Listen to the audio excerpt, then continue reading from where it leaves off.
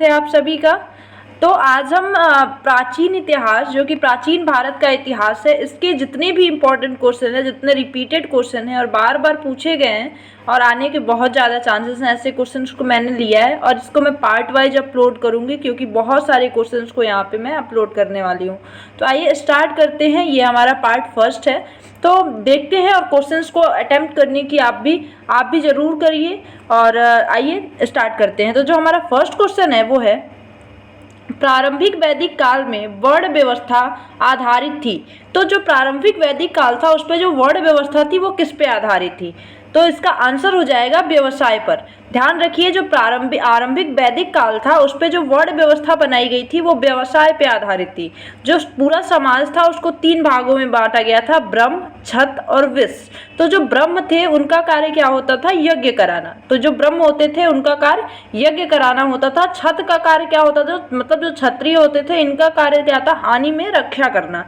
तो जो हानि में रक्षा करना, राज्य की रक्षा करना, उनका कार्य क्षत्र का होता था। और विश्व जो थे, जो भी सामान्य जन थे, इसके अलावा जो भी लोग थे, उनको विश्व की श्रेणी में या वैश्य की श्रेणी में रखा जाता था। तो इस तरह से हमारा जो आरंभिक वैदिक काल था उसमें वर्ण व्यवस्था आधारित थी, ये जन्म आधारित नहीं थी। तो आइए नेक्स्ट क्वेश्चन को देखते हैं। तो जो हमारा अगला क्वेश्चन है वो है, निम्नलिखित में से ऋग्वेद काल के दौरान किसकी जानकारी नहीं थी? तो इनमें से कौन सी चीज है जिसमें कि जिसकी जानकारी ऋग्वैदिक काल के दौरान नहीं थी? तो ऑप्शन है हमारा संयुक्त परिवार प्रणाली, कृषि प्रणाली, वर्ण व्यवस्था प्रणाली और विवाह प्रणाली। ध्यान रखिए, जो हमारा जो हमारा ऋग्वेद काल के दौरान हमारी वर्ण व्यवस्था जाति आधारित जो थी उसकी हमें जानकारी नहीं थी। तो ऋग्वेद के आरंभ में जो जाति आधारित वर्ण व्यवस्था थी उसकी जानकारी हमें नहीं थी, तो इससे ध्यान रखें। आइए नेक्स्ट क्वेश्चन देखते हैं कि अगला क्वेश्चन है हमारा, निम्नलिखित में कौन सा अन्न मनुष्य द्वारा सबसे पहले प्रयोग होने वालों में से था? तो सबसे पहले मनुष्य द्वारा इनमें से कौन से अन्न को प्रयोग किया गया? तो ध्यान रखिए, जौ जो है यौ, इसका प्रयोग सबसे पहले मनुष्य द्वारा किया गया था। तो जो हड़प्पा उसमें 2 तरह की जौ की किस्में उगाई जाती थी।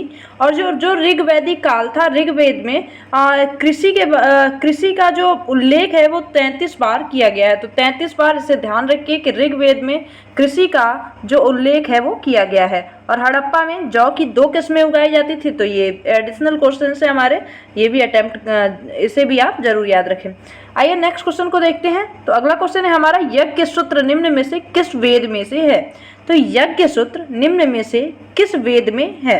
तो ध्यान रखिए, जो यज्ञ सूत्र है वो यजुर्वेद में है। यजुर्वेद मतलब ऑप्शन नंबर सी हमारा सही आंसर होगा। यजुर्वेद में यज्ञ सूत्र है। ध्यान रखिए, यज्ञ सूत्र को 2 भागों में बांटा गया था, कृष्ण यजुर्वेद, जो यजुर्वेद था उसको 2 भागों में बांटा गया है, कृष्ण यजुर्वेद और शुक्ल यजुर्वेद। तो ध्यान रखिए, शुक्ल यजुर्वेद और कृष्ण यजुर्वेद 2 भागों में यजुर्वेद को बांटा गया। यजुर्वेद का मतलब क्या होता है कि इसमें सूत्रों का संग्रह है, सूत्र जितने भी हैं सूत्रों का वेद इसे कहा जाता है। और ये भी ध्यान रखिए कि यह गद्य और पद्य दोनों चीज़ों में लिखा गया है। तो जो यजुर्वेद है हमारा वो गद्य में भी लिखा गया है और पद्य में भी लिखा गया है, तो इसे आप जरूर ध्यान रखें। आइए अगला क्वेश्चन देखते हैं कि जो हमारा नेक्स्ट क्वेश्चन है, सिंधु घाटी सभ्यता की लिपि कौन सी थी? तो ध्यान रखिए, सिंधु घाटी सभ्यता की जो लिपि थी वो अभी तक अज्ञात है, इसके बारे में अभी तक कोई जानकारी नहीं है। जब भी जानकारी होगी तो हम सिंधु घाटी सभ्यता के बारे में और अधिक जान पाएंगे, परंतु अभी भी सिंधु घाटी सभ्यता की लिपि को पढ़ी नहीं गई है। अगला क्वेश्चन है हमारा कि निम्नलिखित में से कौन सी जनजातीय सभा सामान्य रूप से जनजातीय सरदार मुखिया के चुनाव में शामिल होती थी? तो ध्यान रखिए कि जो समिति नाम की जनजातीय सभा थी ये मुखिया के चुनाव में शामिल होती थी। तो समिति नाम की जो सभा थी ये जनजातीय सरदार मुखिया के चुनाव में शामिल होती थी। तो याद रखिए, इसका आंसर हो जाएगा समिति। ये एसएससी सीजीएल, तो अब ये सारे क्वेश्चन लगभग बार बार पूछे ही गए हैं, तो ये सारे क्वेश्चन बहुत ज़्यादा इंपॉर्टेंट है। अगला क्वेश्चन को हम देखते हैं कि पुरालेख विद्या का अभिप्राय क्या है? तो पुरालेख का मतलब क्या है? इस क्वेश्चन का मतलब है कि पुरालेख का मतलब क्या है? तो इसका जो आंसर हो जाएगा, क्या हो जाएगा? शिलालेखों का अध्ययन। शिलालेखों का अध्ययन जो होता है इसे ही क्या बोलते हैं? पुरालेख विद्या बोलते हैं। तो ध्यान रखिए इसमें अभिलेख हो गया, मुहर हो गया, स्तूप हो गया, चट्टान हो गया, ताम्रपत्र हो गया। इस पे जो भी लिखी हुई चीजें मिलती हैं इनको क्या बोलते हैं, शिलालेखों या पुरालेख विद्या के अंतर्गत ये सारी चीजें आती हैं। इसमें मंदिर की दीवारों पे, ईंटों पे, मूर्तियों पे भी जो चीजें लिखी जाती हैं उनको पुरालेख विद्या के अंदर ही अंतर्गत ही उसका अध्ययन किया जाता है। नेक्स्ट जो हमारा क्वेश्चन है कि सिंधु घाटी सभ्यता की मुख्य विशेषता क्या थी। तो ध्यान रखिए, जो सिंधु घाटी सभ्यता थी उसकी मुख्य व्यवस्था क्या थी, व्यवस्थित शहरी प्रणाली। तो व्यवस्थित शहरी प्रणाली से जीवन इनका जो था वो शहरी व्यवस्था पे आधारित था। तो इनका मुख्य जो विशेषता थी वो क्या थी, व्यवस्थित शहरी जीवन था। इनके यहाँ मतलब सिंधु घाटी सभ्यता के जो लोग थे वो पूरी तरह से व्यवस्थित शहरी जीवन को जीते थे और इनमें सड़कें जो होती थी एक दूसरे को समकोण पर काटती थी और नगर जो था इनके यहाँ अनेक वर्गों में विभक्त था। जैसे आप जरूर याद रखें कि सिंधु घाटी सभ्यता व्यवस्थित शहरी जीवन जीती थी, इनकी विशेषता ये थी। अगला क्वेश्चन है हमारा कि देवी माता की पूजा संबंधित थी। तो ध्यान रखिए, देवी माता की जो पूजा किससे संबंधित थी, सिंधु घाटी सभ्यता से संबंधित है देवी माता की पूजा। यहाँ पे प्रकृति की देवी का भी वर्णन किया गया है जिनके गर्भ से पौधे को निकलते हुए दिखाया गया है। तो ध्यान रखिए, अगर ये भी क्वेश्चन है तो ये भी हड़प्पा सभ्यता से ही संबंधित है। अगला क्वेश्चन है हमारा कि मोहनजोदड़ो में सबसे बड़ा भवन कौन सा है। तो ध्यान रखिए कि जो मोहनजोदड़ो में अभी तक का सबसे बड़ा जो भवन पाया गया है वो धन्यागार या अन्नागार पाया गया है। ये लगभग 45.71 मीटर लंबा है और 15.23 मीटर चौड़ा है। तो ध्यान रखिए 15.23 मीटर ये क्या है, चौड़ा है और 45.17 मीटर ये क्या है, लंबा है। तो इससे आप याद रखिए अभी तक का सबसे बड़ा जो भवन है वो धन्यागार या अन्नागार भी इसे कहते हैं, मोहनजोदड़ो से पाया गया है।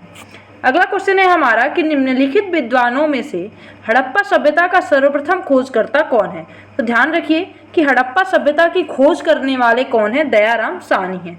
दयाराम साहनी ने ये भी क्वेश्चन पूछा जा सकता है कि किस नदी के किनारे हड़प्पा की खोज हुई थी। तो ध्यान रखिए रावी नदी के किनारे हड़प्पा सभ्यता की खोज हुई थी।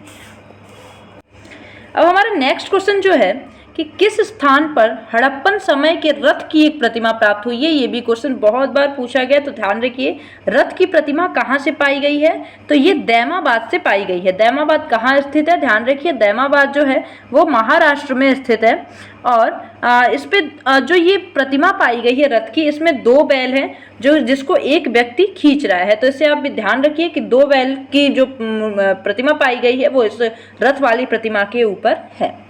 अगला क्वेश्चन है हमारा किस जिले में मोहनजोदाड़ो स्थित है। तो ये तो बहुत इजी क्वेश्चन है और बहुत बार पूछा भी गया है। तो मोहनजोदाड़ो किस जिले में है, तो ध्यान रखिए लरकाना जिले में मोहनजोदाड़ो है। मोहनजोदाड़ो जो है वो किस जिले में है, लरकाना जिले में है।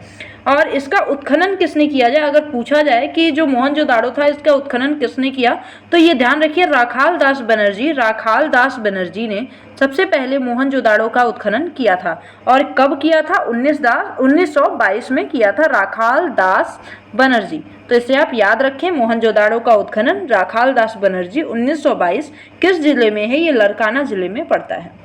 अगला क्वेश्चन है हमारा कि भारतीय शासक के प्रति ये शब्द सत्यमेव जयते निम्नलिखित किस ग्रंथ से लिए गए। ये तो क्वेश्चन एसएससी का फेवरेट क्वेश्चन है, बहुत पहले से पूछता आ रहा है और बार बार पूछेगा।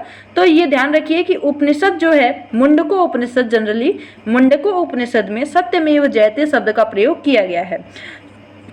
सत्यमेव जयते का मतलब क्या होता है कि सदा इसकी सत्य की विजय हो, सदा सत्य की विजय हो। ये मुंडको उपनिषद से लिया गया है सत्यमेव जयते, जो आज भारतीय शासन का प्रतीक है। तो ध्यान रखिए, और इसका प्रयोग किसने किया था भारतीय शासन के लिए, तो इसका जो सबसे पहले प्रयोग किया था वो मदन मोहन मालवीय ने किया था। ध्यान रखिए मदन मोहन मालवीय ने सबसे पहले इसका प्रयोग 1918 में किया था। इस टाइम ये भारतीय राष्ट्रीय कांग्रेस पार्टी के अध्यक्ष के रूप में अपनी अध्यक्षता कर रहे थे। उसी टाइम पे इन्होंने 1918 में जो सत्यमेव जयते है इसको भारतीय शासन के प्रतीक के शब्द के रूप में संबोधित किया था। आइए नेक्स्ट क्वेश्चन देखते हैं कि हमारा अगला क्वेश्चन है, भारत में वर्ण व्यवस्था किस लिए बनाई गई थी। तो ये क्वेश्चन हम देख चुके हैं और बार बार पूछा भी जाता है, तो इसलिए हम इसको हमें ये आता है। तो देखते हैं क्या है, भारत में वर्ण व्यवस्था किस लिए बनाई गई थी। तो ध्यान रखिए कि भारत में वर्ण व्यवस्था व्यावसायिक श्रम विभाजन के लिए बनाई गई थी, न कि जन्म। जो वर्ण व्यवस्था थी वो जन्म आधारित नहीं थी, ये व्यवसाय के अनुसार क्या किया गया था, वर्ण व्यवस्था बनाई गई थी कि क्या किसका कौन सा कार्य है, इस आधार पर वर्ण व्यवस्था बनाई गई थी। नेक्स्ट क्वेश्चन है हमारा कि डैश महाकल्प को स्तनधारियों का महाकल्प के रूप में जाना जाता है। तो इसमें से ऐसा कौन सा महाकल्प है जिसे स्तनधारियों का युग कहा जाता है। तो ध्यान रखिए, जो नूतन जीवी या फिर सीनोजोइक जो युग था, सीनोजोइक युग को स्तनधारियों का महाकल्प के रूप में जाना जाता है। तो इससे आप ध्यान रखें, सीनोजोइक युग को स्तनधारियों का युग कहा जाता है। अगला क्वेश्चन है हमारा कि निम्नलिखित में से किस पुरातात्विक स्थल पर गर्त आवासों के प्रमाण मिले हैं। तो ध्यान रखिए, जो बुर्ज होम है, बुर्ज होम ये कहाँ है, ये भी ध्यान रखिए। ये क्या है, जम्मू और कश्मीर में है। जम्मू कश्मीर में बुर्ज होम स्थित है। यहाँ पे गर्त आवासों के प्रमाण मिले हैं, मतलब यहाँ के जो लोग थे। अच्छा, बुर्ज होम का मतलब क्या होता है, इसका मतलब होता है बर्च का पेड़। बर्च का पेड़ एक पेड़ होता है जिसका अर्थ क्या, बुर्ज होम का मतलब बर्च का पेड़ होता है। अच्छा, यहाँ पे जो नवपाषाण युग के लोग थे, ये बुर्ज होम में आवासों, जो इनका आवास होता था वो गड्ढे में होता था। ये लोग गड्ढे में रहते थे, तो ये यहाँ की विशेषता थी, ये लोग गड्ढे में रहते थे। तो इसे आप याद रखें। अगला क्वेश्चन है कि पाकिस्तान के किस प्रांत में प्राचीन सभ्यता का स्थल मोहनजोदाड़ो स्थित है। तो जो मोहनजोदाड़ो है वो किस प्रांत में प्राचीन सभ्यता का स्थल मोहनजोदाड़ो है। ध्यान रखिए, वहाँ पे जिला पूछा हुआ था, तो वहाँ पे जिला जो था वो क्या था, लरकाना जिला था। लेकिन यहाँ पे जो प्रांत पूछा हुआ है, तो कौन सा प्रांत है, सिंध प्रांत है। सिंध प्रांत में हमारा जो मोहनजोदाड़ो है वो स्थित है। अगला क्वेश्चन है कि भारत में वैदिक सभ्यता किस नदी के किनारे विकसित हुई थी। तो ध्यान रखिए, भारत में जो वैदिक सभ्यता विकसित हुई वो सरस्वती नदी के किनारे पे विकसित हुई। तो इसका आंसर क्या हो जाएगा, आंसर नंबर सेकंड, सरस्वती नदी के किनारे इसकी जो वैदिक सभ्यता थी हमारी वो विकसित हुई थी। अब ये कहाँ पड़ता है, तो ध्यान रखिए, अब ये जो हमारा आधुनिक राज्य पंजाब और हरियाणा है, यहाँ पे ये वैदिक सभ्यता लगभग विकसित हुई थी। हमारा कहाँ पे, पंजाब और हरियाणा। पंजाब और हरियाणा राज्य जो हमारा पड़ता है, यहीं पे जो हमारा ये वैदिक सभ्यता थी वो विकसित हुई थी। तो इसे आप ध्यान रखिए। अगला क्वेश्चन है हमारा, वेदांगों के संदर्भ में निम्नलिखित शब्दों में से कौन सा शब्द अनुष्ठान को दर्शाता है। तो अनुष्ठान को कौन सा शब्द दर्शाता है। तो जो हमारा क्वेश्चन है, वेदांगों के संदर्भ में निम्नलिखित शब्दों में से कौन सा शब्द अनुष्ठान को दर्शाता है। तो ध्यान रखिए, इसमें से जो कल्प शब्द है ये अनुष्ठान शब्द को दर्शाता है। अनुष्ठान को दर्शाता कौन है, कल्प शब्द जो यूज किया गया है यही अनुष्ठान को दर्शाता है। इसका मतलब क्या होता है, उचित, फिट, सक्षम, पवित्र, उपदेश, ये सारी चीजें कल्प का अर्थ होता है। तो इसे आप ध्यान जरूर रखें। अगला क्वेश्चन है हमारा कि निम्नलिखित में से किस नदी को वैदिक काल में परुषड़ी के नाम से जाना जाता है। ये भी बहुत बार ये क्वेश्चन पूछा गया, तो मोस्ट इंपॉर्टेंट क्वेश्चन है, इसे आप ध्यान रखिए। तो इसमें परुषड़ी किसे कहा गया है, जो हमारा वैदिक काल है इसमें रावी नदी को परुषड़ी के नाम से जाना गया है। और जो झेलम नदी है, झेलम नदी को किस नाम से जाना गया है, तो वितस्ता या वितासा नाम से इसको जाना गया है। तो ध्यान रखिए, झेलम नदी को वितस्ता के नाम से संबोधित किया गया है। चेनाब नदी को अस्किनी के नाम से संबोधित किया गया है। तो चेनाब नदी को किस नाम से संबोधित किया गया है, अस्किनी के नाम से संबोधित किया गया है। व्यास नदी को विपास के नाम से संबोधित किया गया। तो ये तीन बहुत इंपॉर्टेंट है, चार मेनली, रावी को परुषड़ी, झेलम को वितस्ता, चेनाब को अस्किनी और व्यास को विपासा नाम से संबोधित किया गया है। तो इसे आप याद रखें। तो जो हमारा नेक्स्ट क्वेश्चन है, हड़प्पा सभ्यता की खोज सर्वप्रथम किस वर्ष में हुई थी। तो ध्यान रखिए, हड़प्पा सभ्यता की खोज कब हुई थी, 1921 में हुई थी। 1921 में हड़प्पा सभ्यता की खोज दयाराम साहनी के द्वारा की गई थी। अगला क्वेश्चन है हमारा कि निम्नलिखित में से कौन सा राजस्थान राज्य में स्थित एक परिपक्व चरण हड़प्पा स्थल है। तो हमारा नेक्स्ट क्वेश्चन जो है कि निम्नलिखित में से किस हड़प्पा कालीन स्थल से एक युग्म समाधान मिला है। तो ध्यान रखिए कि जो ये हमारा लोथल स्थल है, लोथल में हमें युग्म समाधान की चीज़ें मिली हैं। यहाँ पे ईंट के पंक्तिबद्ध कब्र के प्रमाण भी मिले हैं, जिसमें कंकाल के 3 जोड़े मिले हुए हैं। तो लोथल कहाँ स्थित है? ध्यान रखिए, लोथल जो है वो गुजरात राज्य में स्थित है और यहाँ पे कब्र के जोड़े पाए गए हैं। अगला क्वेश्चन है हमारा कि सिंधु घाटी 4 बड़ी प्राचीन शहरी सभ्यताओं का गृह था। निम्नलिखित में से कौन सा उनमें से एक नहीं है? तो ध्यान रखिए कि सिंधु घाटी 4 बड़ी प्राचीन शहरी सभ्यताओं का गृह था, लेकिन इनमें से मिस्र, दक्षिण एशिया, रूस और मेसोपोटामिया, इनमें से कौन सा है जिनमें से वो 4 नहीं आते? मतलब उन चारों में से कौन सा है जो कि इसमें नहीं आता है? तो ध्यान रखिए, इसका आंसर हो जाएगा रूस। इसमें जो ये सिंधु घाटी की 4 प्राचीन शहरी सभ्यता थी वो कौन कौन सी थी? मिस्र थी, मेसोपोटामिया थी, दक्षिण एशिया और चीन। तो ध्यान रखिए, मिस्र, दक्षिण एशिया, मेसोपोटामिया और चीन, तो ये 4 सबसे बड़ी शहरी सभ्यताएं थी।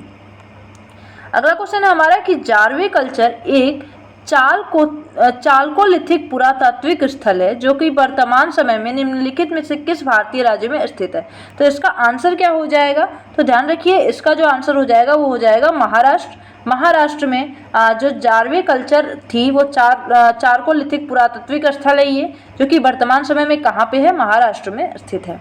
अगले क्वेश्चन को आइए हम देखते हैं। अगला क्वेश्चन हमारा कि निम्नलिखित में से सिंधु घाटी सभ्यता का एक बंदरगाह शहर कौन सा था? तो ध्यान रखिए, प्राचीन सभ्यता में सबसे जो फेमस हमारा बंदरगाह था वो लोथल था, जो कि गुजरात राज्य में पड़ता है। ये दुनिया का सबसे पुराना ज्ञात बंदरगाह था। यह बंदरगाह है, तो इसे अब ध्यान रखिए कि दुनिया का सबसे, अगर पूछा जाए पुराना ज्ञात बंदरगाह कौन सा है, तो वो लोथल ही है, जो कि हमारे यहाँ गुजरात राज्य में पड़ता है। अगला क्वेश्चन है हमारा कि बुर्ज होम नवपाषाण युगीन स्थल में स्थित है, तो ये कहाँ पड़ता है? तो अभी मैंने ये क्वेश्चन हम पहले भी अटेम्प्ट कर चुके हैं कि बुर्ज होम में गड्ढे बना के लोग रहते थे, तो ये कहाँ पड़ता है? जम्मू कश्मीर में पड़ता है। तो इसका आंसर क्या हो जाएगा? जम्मू और कश्मीर। अगला क्वेश्चन है हमारा कि निम्नलिखित में से किस हड़प्पा कालीन स्थल से जुताई वाले क्षेत्र के साक्ष्य मिले हैं? तो इनमें से कौन सा ऐसा स्थल है जहां की जुताई के साक्ष्य मिले हैं? ये क्वेश्चन बार बार पूछा गया है, तो ध्यान रखिए, इसका आंसर हो जाएगा कालीबंगा।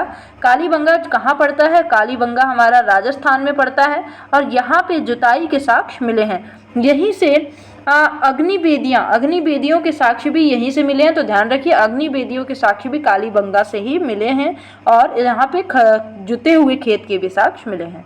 अगला हमारा लास्ट क्वेश्चन है कि दाव जाली हैंडिंग नवपाषाण स्थल में स्थित है। ये कहाँ पड़ता है? कि दाव जाली हैंडिंग जो है ये नवपाषाण स्थल है, ये कहाँ पड़ता है? तो ध्यान रखिए, इसका आंसर हो जाएगा असम।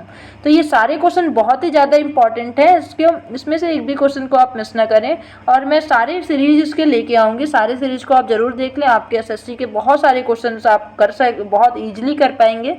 तो उम्मीद करती हूँ ये वीडियो आपको अच्छी लगी तो लाइक ज़रूर करें और कमेंट सेक्शन में मुझे ज़रूर बताएं कि आपको किस सब्जेक्ट के क्वेश्चंस चाहिए। तो थैंक यू सो मच।